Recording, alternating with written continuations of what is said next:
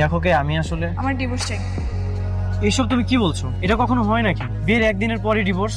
লোকে শুনলে তো হাসাহাসি করবে। আমার বিয়ের একটা অ্যাক্সিডেন্ট ছিল, আমি মেহেদিকে এখনো ভালোবাসি আর ওকে বিয়ে করতে চাই। যা হওয়ার তা তো হয়ে গেছে। আমার ফ্রেন্ড সার্কেল, ফ্যামিলি সবাই জানে তুমি এখন আমার ওয়াইফ। এখন যদি তুমি এমন কিছু করো তাহলে আমার মান সম্মান তো কিছুই থাকবে না। ও যদি অ্যাক্সিডেন্টে মারা যেত তাহলে তো তোমাকে মেনে নিতেই হতো, তাই না?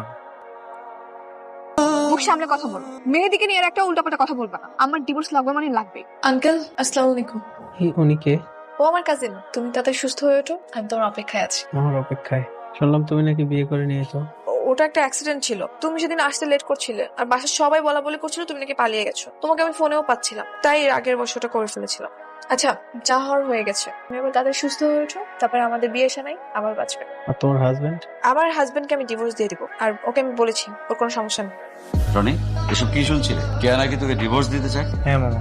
বিয়ে যখন হয়ে গেছে রনির সাথেই কেয়া সংসার করবে, ব্যাস।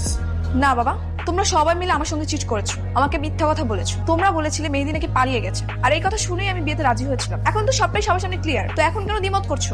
কাজে এখন তোর মত অমতের কোনো প্রশ্নই আসে না। কেয়া, বোঝার চেষ্টা কর। আরে রনের দিক তাকায় হলেও তুই সিদ্ধান্তটা পরিবর্তন কর। আজব তো, রনির কথা চিন্তা করে আমি আমার জীবন কেন বলে দিব? আমি কারো কথা চিন্তা করতে পারবো না, আমি শুধু আমারটাই ভাববো। আপনার ডিভোর্সের ব্যবস্থা করুন।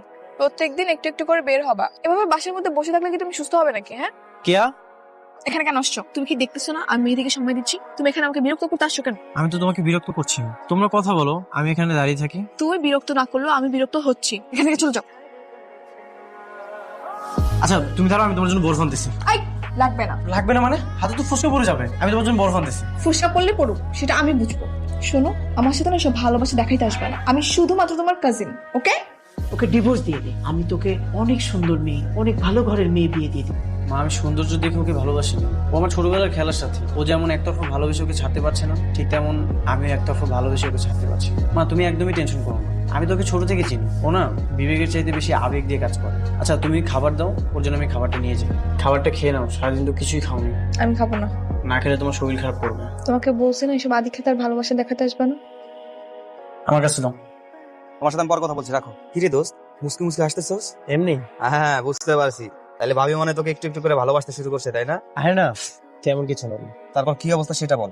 অবস্থা হচ্ছে কঠিন খরার মাঝেও আকাশে মেঘ জমার মতো। বৃষ্টি হতেও পারে আবার নাও হতে পারে। আরে হবে হবে, বৃষ্টি অবশ্যই হবে। সে ছোটবেলা থেকে তুই যাকে ভালোবাসিস, যাকে নিয়ে তুই স্বপ্ন দেখেছিস, আর ছোটবেলার সমস্ত স্মৃতিগুলো আলমারি ভর্তি করে রেখেছিস, সে অবশ্যই তোকে বুঝবে। সে তো জানেই না আমি তাকে ছোটবেলা থেকে এতটা ভালোবাসতাম।